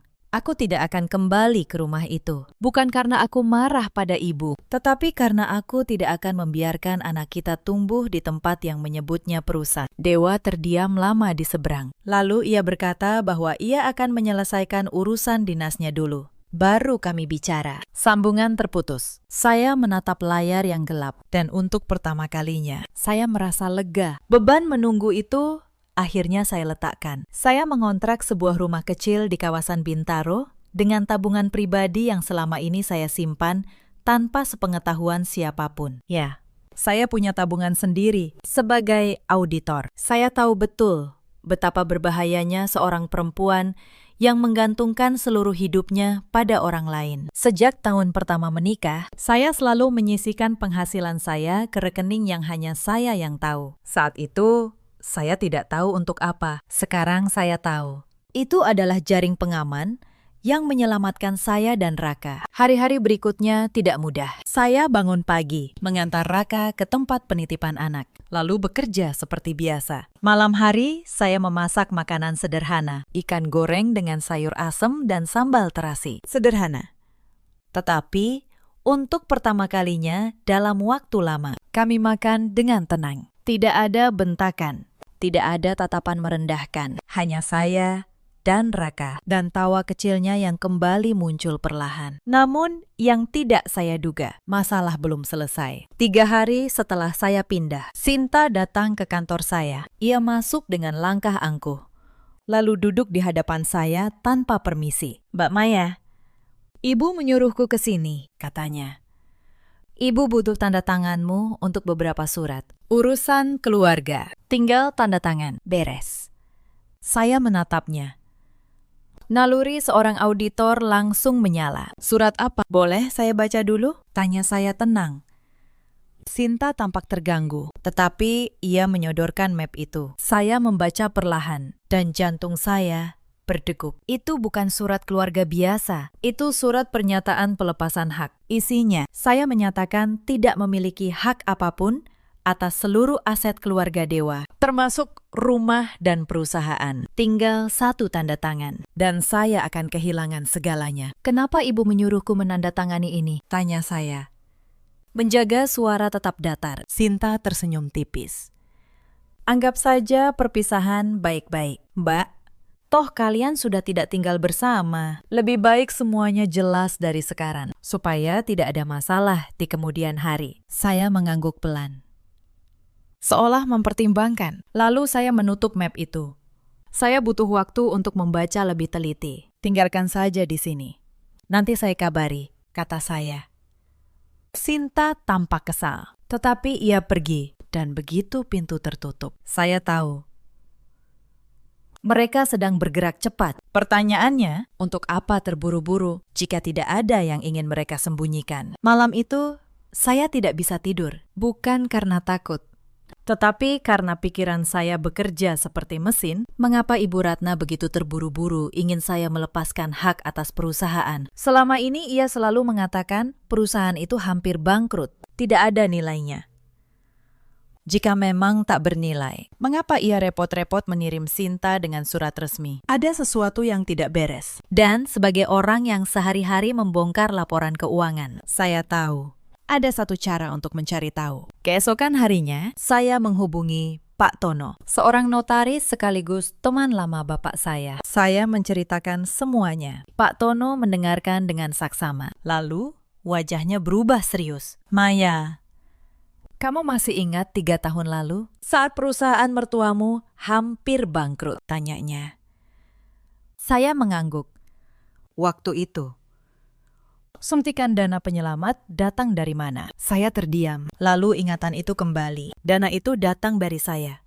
Dari tabungan dan warisan kecil peninggalan orang tua saya yang saya pinjamkan ke Dewa. Dan saat itu, atas saran Pak Tono sendiri, saya meminta jaminan yang sah. Maya, kata Pak Tono pelan, kamu lupa saat menyuntikkan dana itu. Kita membuat perjanjian hitam di atas putih. Kamu tidak meminjamkan begitu saja. Kamu mengambil alih sebagian besar saham perusahaan sebagai jaminan. Dokumennya ada padaku. Ditandatangani Dewa, lengkap dengan akta notaris. Tangan saya gemetar. Selama ini saya melupakannya, menganggapnya hanya formalitas keluarga. Tetapi malam itu saya sadar, kertas itu bukan formalitas. Kertas itu adalah kunci dari segalanya. Saya meminta Pak Tono mengirimkan salinan seluruh dokumen. Malam itu juga, saya membukanya satu persatu dengan tangan seorang auditor. Perjanjian pinjaman, akta pengalihan saham, bukti transfer, sertifikat, semuanya tersusun rapi, sah, dan jelas.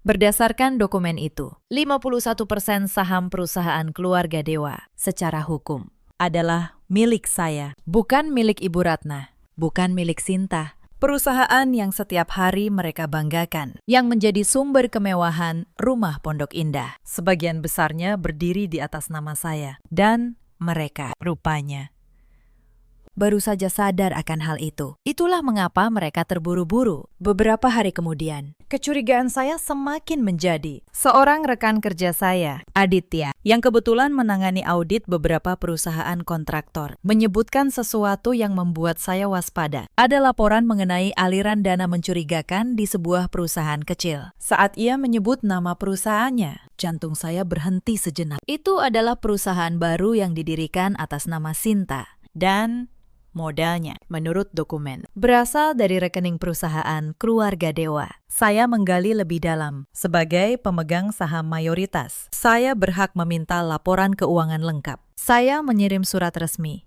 Dan ketika dokumen itu tiba, semuanya terang benderang. Selama 2 tahun terakhir, dana perusahaan dialirkan diam-diam ke rekening pribadi Sinta dan Ibu Ratna dengan dalih biaya operasional, perjalanan dinas fiktif, dan pembelian aset yang tidak pernah ada. Total angka yang mereka alihkan mencapai miliaran rupiah. Mereka membangun kemewahan mereka sambil membiarkan Dewa percaya bahwa perusahaan hampir bangkrut, dan mereka berencana membuat saya melepaskan hak agar tak seorang pun bisa membongkar semuanya. Saya duduk lama menatap angka-angka itu. Bukan kemarahan yang muncul, melainkan ketenangan yang dingin. Selama bertahun-tahun, saya diperlakukan seperti pembantu, dihina sebagai anak kampung, diusir di tengah hujan. Sementara perempuan yang menghina saya, hidup mewah dari uang yang sebagian besar berasal dari aset atas nama saya sendiri. Saya menutup laporan itu pelan. Lalu,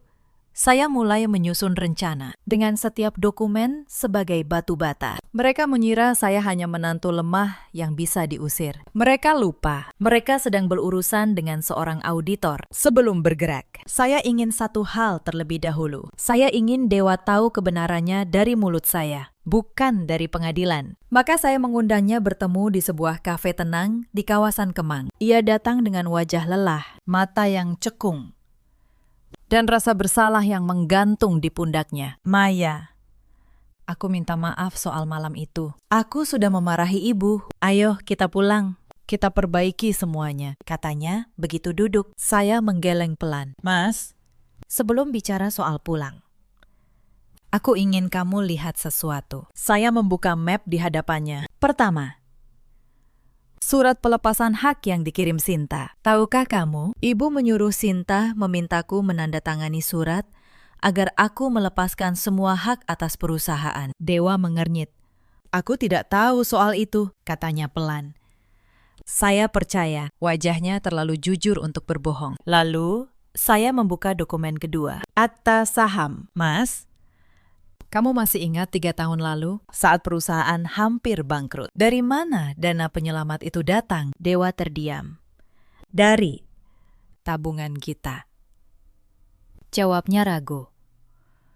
Bukan, Mas, dari warisan orang tuaku. Dan saat itu, kamu menandatangani perjanjian 51% saham perusahaan secara hukum adalah milikku. Wajah Dewa pucat pasi. Tangannya menyentuh dokumen itu, membaca tanda tangannya sendiri di bawahnya. Tetapi yang paling membuatnya hancur adalah dokumen ketiga. Laporan aliran dana. Saya menunjukkan bagaimana selama 2 tahun, miliaran rupiah dari perusahaan dialirkan ke rekening pribadi ibunya dan adiknya. Mas, perusahaanmu tidak hampir bangkrut. Perusahaanmu dikuras oleh orang-orang yang setiap hari kamu lindungi, kata saya pelan. Dewa menatap angka-angka itu dengan napas tertahan. Ia tidak berkata apa-apa.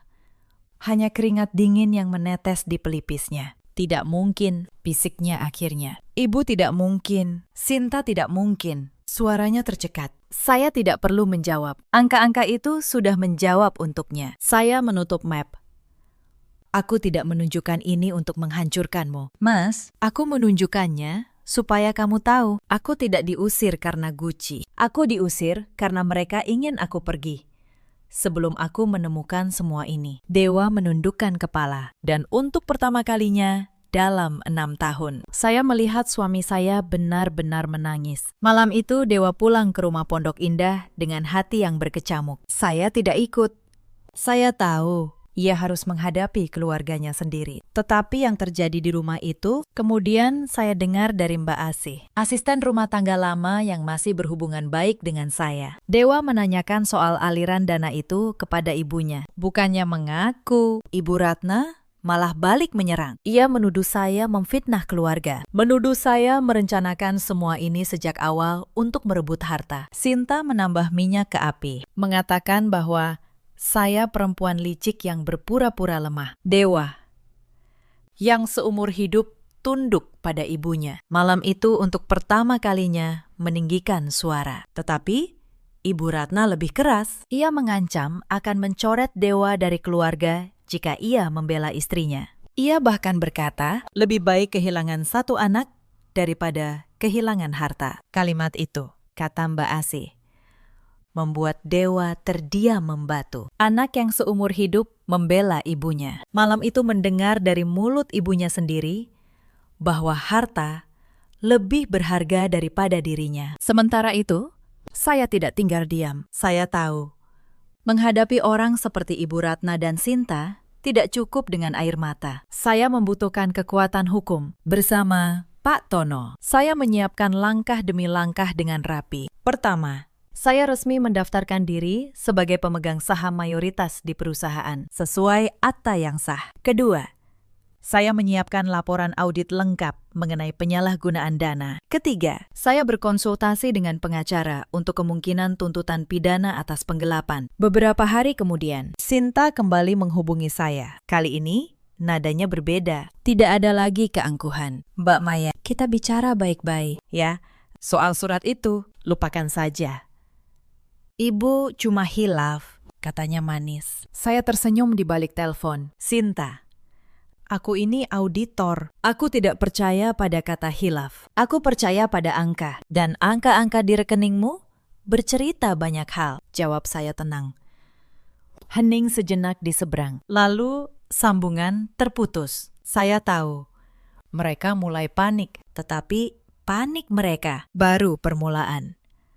Hari-hari berikutnya, tekanan di rumah Pondok Indah semakin terasa. Para kreditur perusahaan yang selama ini ditenangkan dengan laporan palsu mulai bertanya. Beberapa proyek terhenti karena dana yang seharusnya ada ternyata raib. Dewa, yang kini mencoba mengurus perusahaan dengan jujur, menemukan lubang demi lubang yang ditinggalkan ibunya dan adiknya. Setiap lubang itu membawanya kembali pada satu kesimpulan yang menyakitkan. Selama ini ia dibutakan oleh kasih sayang yang ternyata bersyarat. Suatu sore, Dewa datang ke rumah kontrakan saya di Bintaro. Ia berdiri di depan pintu dengan wajah yang sama sekali berbeda. Bukan lagi suami yang selalu berkata sabar, ya.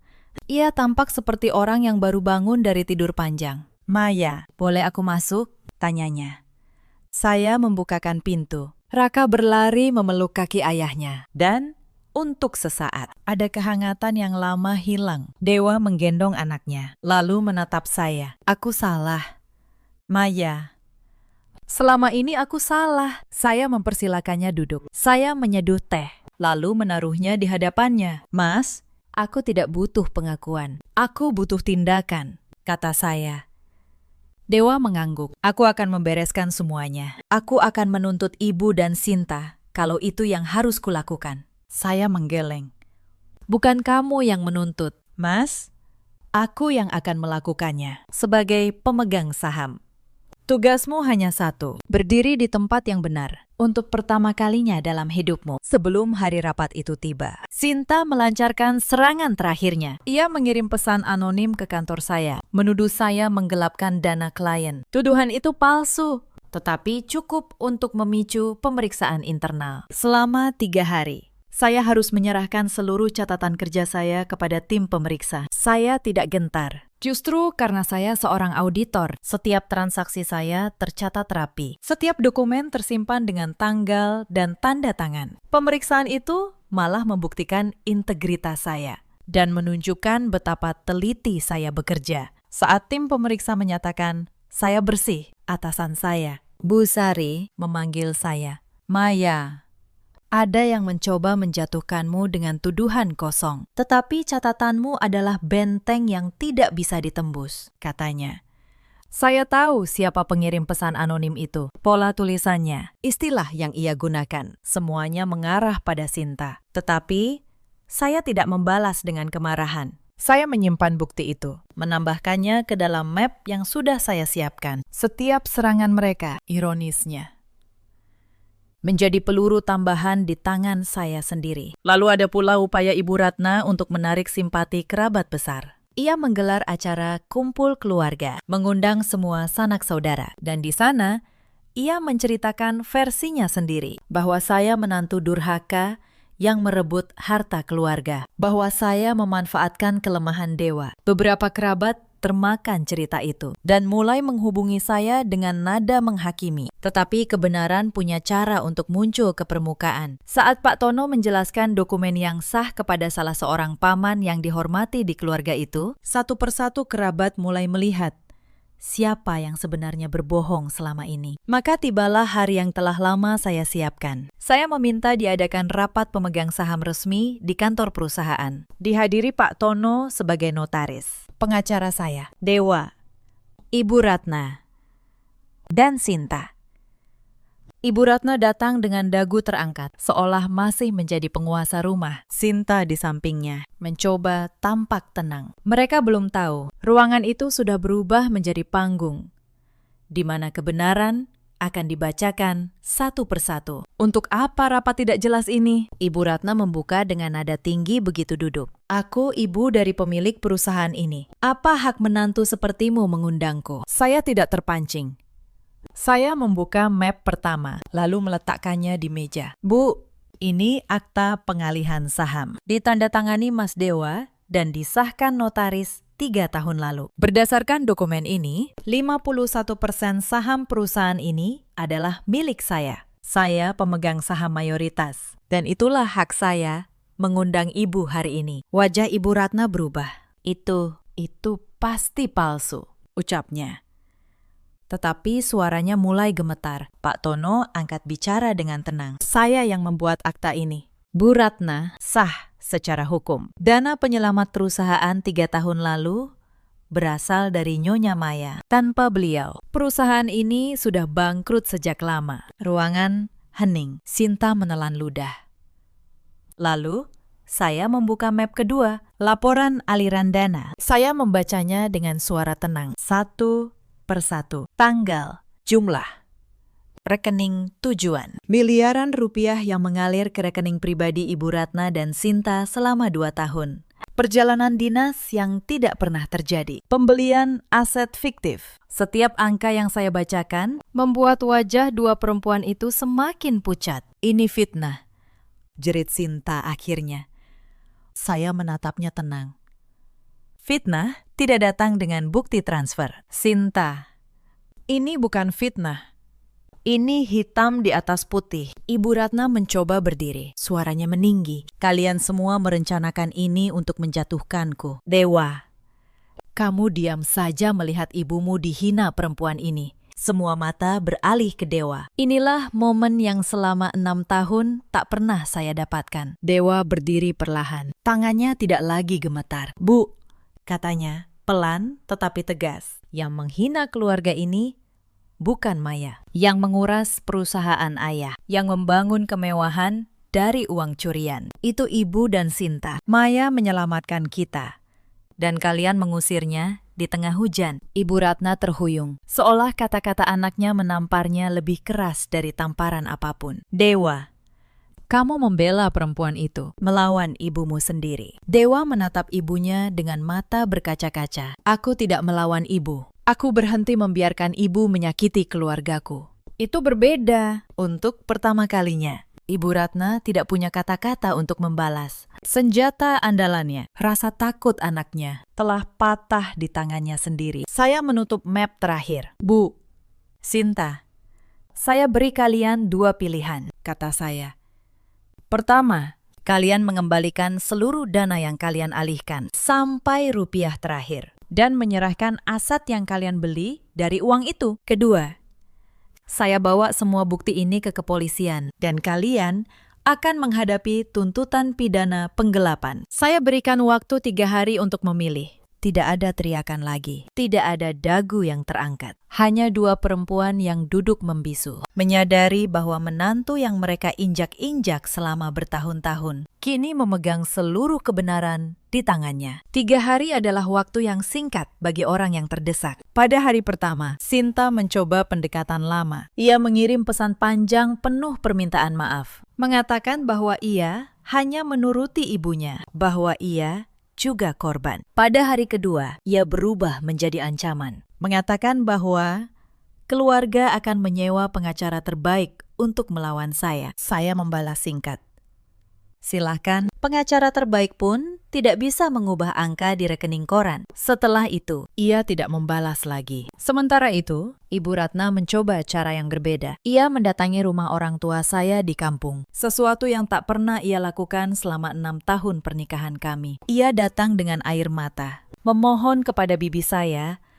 agar saya mencabut tuntutan. Tetapi bibi saya, yang dulu pernah diusir dari rumah Pondok Indah saat hendak menjenguk saya, hanya berkata, "Bu, dulu saat kami datang membawa hasil kebun, ibu menutup pintu di depan kami. Sekarang Maya yang menutup pintu. Itu bukan kekejaman, itu cuma cermin." Pada hari ketiga, datanglah keputusan mereka. Pengacara keluarga datang ke kantor Pak Tono, membawa dokumen kesepakatan. Mereka memilih opsi pertama, mengembalikan seluruh dana, menyerahkan aset, termasuk 2 rumah, beberapa bidang tanah, dan perhiasan emas batangan yang dibeli dari uang perusahaan. Mereka tahu, jika perkara ini masuk pengadilan, yang hilang bukan hanya harta, tetapi juga nama baik yang selama ini mereka jaga mati-matian di kalangan kerabat dan tetangga Pondok Indah. Namun mengembalikan harta tidak serta-merta menyelesaikan semuanya. Perusahaan sudah terlanjur goyah. Beberapa proyek batal, kepercayaan klien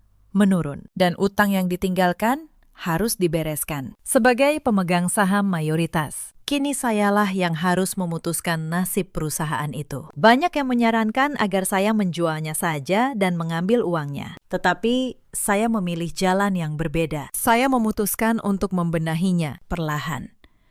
Bersama Dewa yang kini bekerja dengan kejujuran yang belum pernah saya lihat sebelumnya. Saya menata ulang seluruh sistem keuangan perusahaan. Setiap rupiah yang masuk dan keluar tercatat rapi. Tidak ada lagi perjalanan dinas fiktif. Tidak ada lagi pengeluaran tanpa bukti. Para karyawan yang dulu takut bersuara mulai merasa aman. Beberapa klien lama yang sempat pergi kembali setelah melihat perusahaan dikelola dengan transparan. Perlahan, dari reruntuhan yang ditinggalkan, keserakahan. Perusahaan itu mulai berdiri kembali. Dan kali ini, ia berdiri di atas pondasi yang bersih. Ibu Ratna, setelah menyerahkan sebagian besar hartanya, tidak lagi tinggal di rumah megah Pondok Indah. Rumah itu termasuk aset yang harus diserahkan. karena ternyata dibeli sebagian dari dana perusahaan. Ia pindah ke sebuah rumah kecil yang sederhana, ditemani Sinta yang kini tak punya tempat lain. Dua perempuan yang dulu menghitung berlian, kini harus menghitung pengeluaran harian. Kabarnya,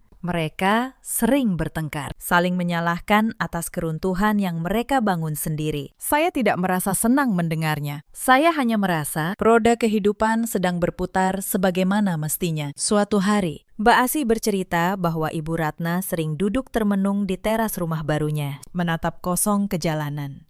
Katanya, ia kadang berbisik menyesali malam saat mengusir cucunya sendiri di tengah hujan. Cucu yang dulu ia sebut perusak, kini menjadi satu-satunya darah daging yang ia rindukan. Tetapi penyesalan datang selalu paling akhir, setelah semua pintu tertutup. Dan beberapa pintu sekali tertutup tidak bisa dibuka lagi dengan air mata. Dewa, di sisi lain, berubah menjadi sosok yang berbeda. Ia tidak lagi menjadi anak yang tunduk pada rasa takut. Ia menjadi ayah yang setiap sore pulang tepat waktu untuk membacakan cerita bagi Raka. Ia menjadi suami yang belajar mendengarkan. Bukan menyuruh saya bersabar, tetapi luka 6 tahun tidak bisa sembuh dalam semalam. Saya tidak langsung menerimanya kembali sepenuhnya. Ada kepercayaan yang harus dijahit ulang, benang demi benang.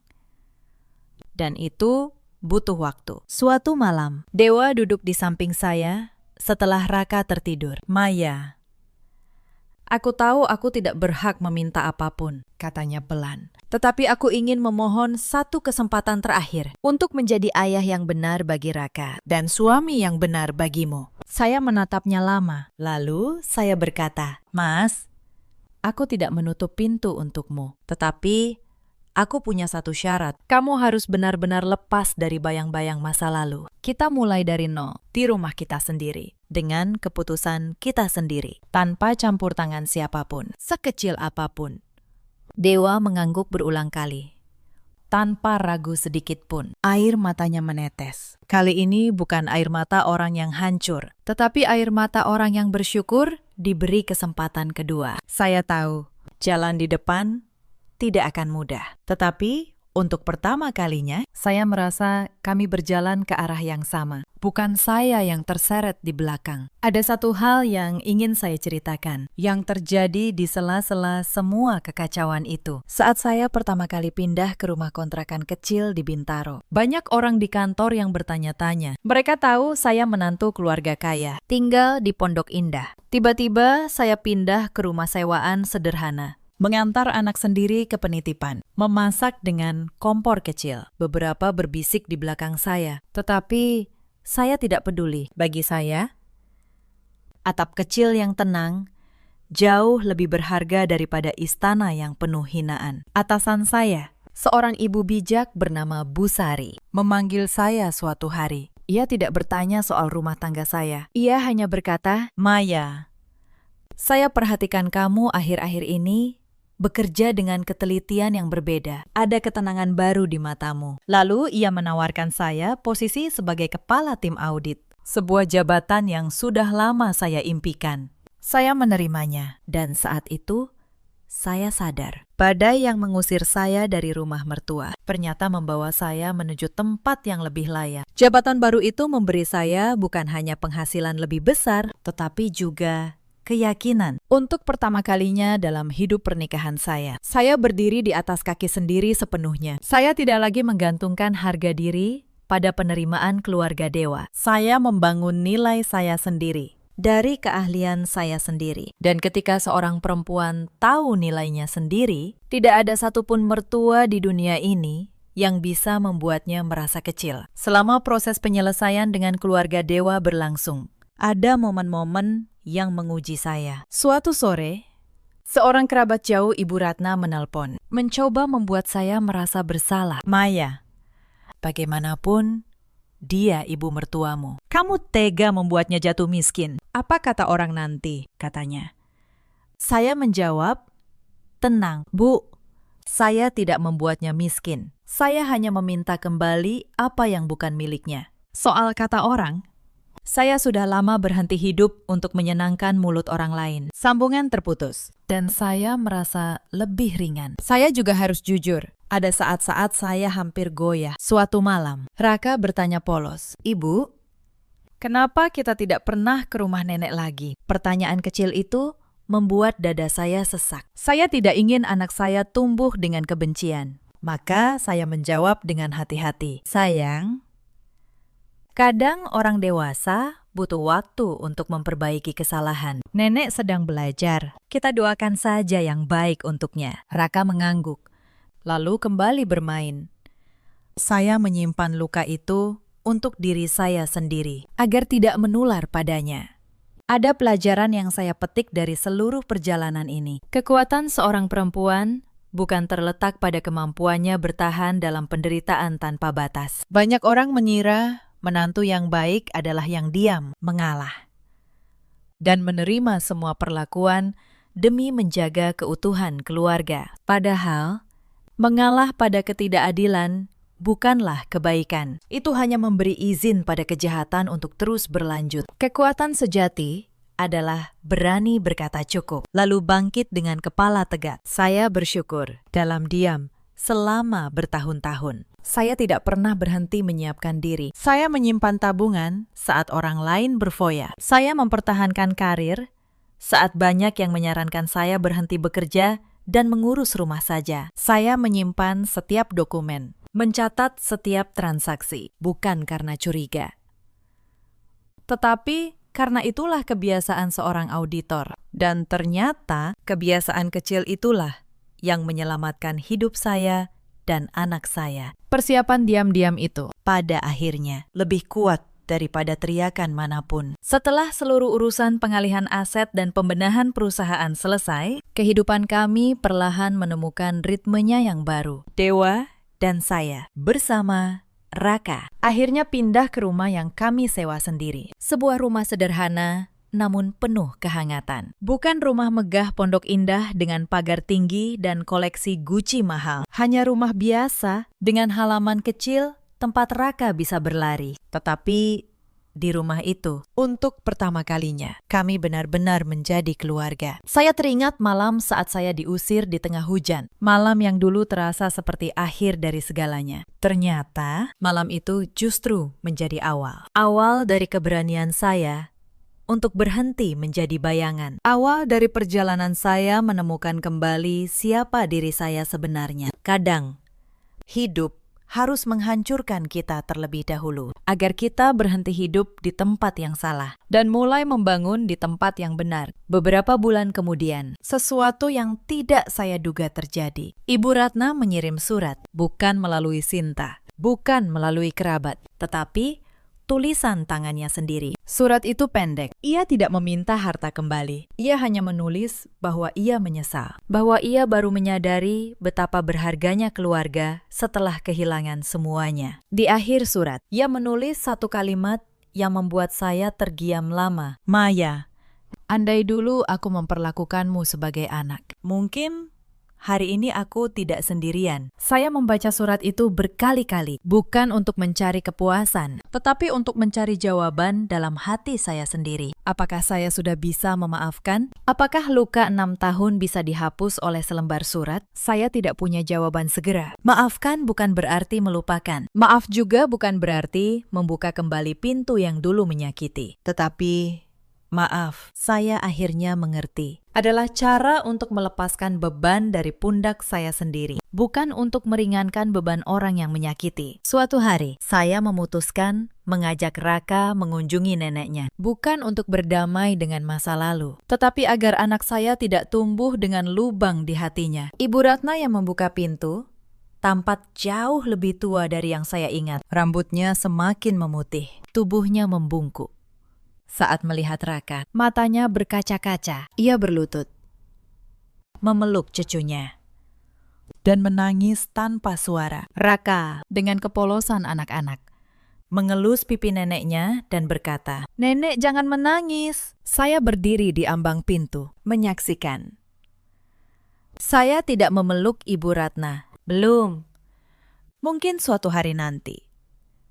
Tetapi saya membiarkan cucu dan neneknya bertemu karena saya percaya kebencian tidak boleh diwariskan. Saat kami pamit, Ibu Ratna menggenggam tangan saya sebentar. Terima kasih, Maya, bisiknya. Hanya 2 kata, tetapi 2 kata itu dari perempuan yang dulu tak pernah berkata baik kepada saya. Terasa seperti hujan pertama setelah kemarau panjang. Dalam perjalanan pulang, Dewa yang menyetir menatap saya dari spion. Kamu perempuan paling kuat yang pernah aku kenal. Maya, katanya pelan. Saya tersenyum, menatap Raka yang tertidur di kursi belakang. Bukan kuat, Mas, aku hanya berhenti membiarkan rasa takut mengambil keputusan untukku. Mobil melaju membelah jalanan, meninggalkan rumah kecil Ibu Ratna di belakang, menuju rumah kami sendiri. Tempat di mana hidup kami yang baru sedang tumbuh perlahan. Sebagai penutup perjuangan ini, ada satu benda kecil yang saya letakkan di sudut ruang tamu rumah sewaan kami. Sebuah guci keramik bunga berukuran sedang yang saya beli di sebuah pasar seni dengan harga yang sangat terjangkau. Guci itu jauh lebih murah daripada guci antik milik mertua saya dulu, yang harganya ratusan juta. Tetapi bagi saya, guci sederhana ini memiliki nilai yang jauh lebih mahal. Ia adalah saksi perjuangan. Setiap kali saya duduk melepas lelah dan menatap guci itu, saya tersenyum penuh rasa syukur. Guci itu berdiri kokoh, mengingatkan saya bahwa dari sebuah pecahan, dari luka yang paling dalam sekalipun, seorang perempuan selalu memiliki kekuatan untuk bangkit, untuk menyusun ulang pecahan hidupnya, dan menjadi sosok yang tidak akan pernah lagi sudi diinjak harga dirinya oleh siapapun di dunia ini. Kini, setiap pagi, saya bangun bukan lagi dengan rasa cemas, melainkan dengan rasa syukur. Raka tumbuh menjadi anak yang ceria, tertawa lepas tanpa takut disebut perusak. Dewa berangkat kerja dengan tujuan yang jelas, membangun kembali apa yang sempat runtuh. Dan saya, perempuan yang dulu hanya dianggap bayangan di rumah besar, kini berdiri sebagai tiang utama keluarga ini. Bukan karena saya merebut kekuasaan, tetapi karena saya berani memilih kebenaran saat semua orang menyuruh saya diam. Cerita ini mengajarkan kita banyak hal. Jangan pernah mengukur nilai seseorang dari asal-usul atau hartanya. Dan jangan pernah merasa aman